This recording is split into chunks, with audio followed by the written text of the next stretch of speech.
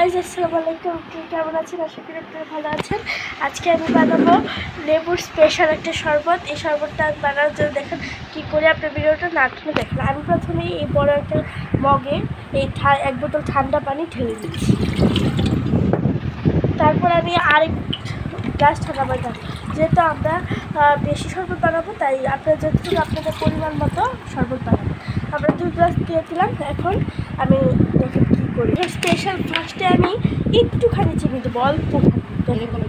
আমার একটা চামিচ নিয়ে আমি এর বেশি আর 1 ফুটাও চিনি দেবো না। হ্যাঁ, একটু চিনি, আর 1 ফুটাও বেশি না। আর আমি আমার গাছের টাটকা লেবু পেরে নিয়ে আসলাম। এই লেবুগুলো এখন পিস করে কাটতে দিয়ে দেবো।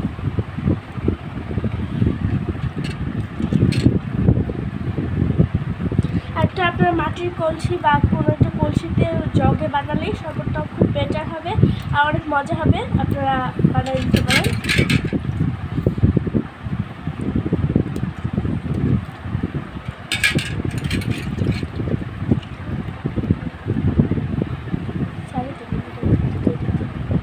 এই যে এখন এই লেবুটা চিপা হবে। এই লেবুতে যত বেশি লেবু দিবেন তত বেশি মজা এই শরবতটা।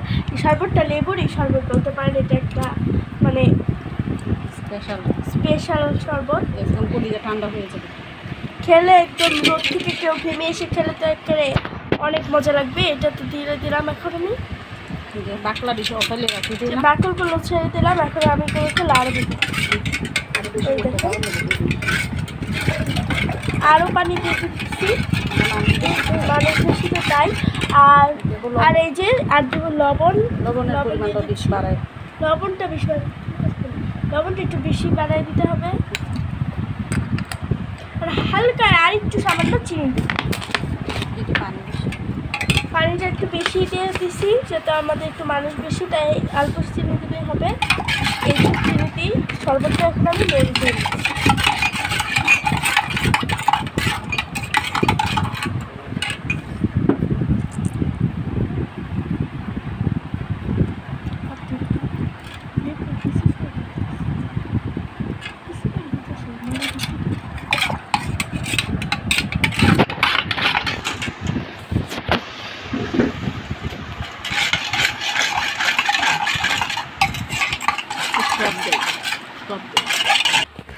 আর গাছ সবচেয়ে বেশি বেটার হয় লেবুর পাতা দিলে।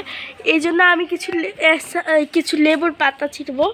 লেবুর পাতা দিলে সেই পরিমাণে বেটার হয়। একটা পাতা নিলাম, একটা পাতা। গাছটা ভালোভাবে নেড়ে উঠতেছি।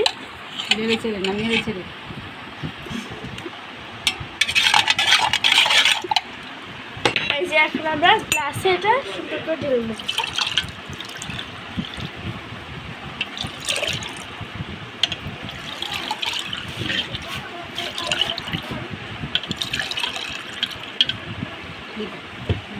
আমার তৈরি হয়ে গেছে আমার স্পেশাল লেবুর শরবত। এই যে ভিউয়ার্স দেখুন, তৈরি হয়ে গেছে স্পেশাল মজাদার লেবুর শরবত। এটা খেলে সেই মজা লাগবে। যেটা আমি খেয়ে দেখি, টেস্ট করি। অনেক টেস্টি লেবুর শরবতটা। তো আপনারা বানিয়ে খেতে পারেন গরমে। ধন্যবাদ আমার ভিডিও।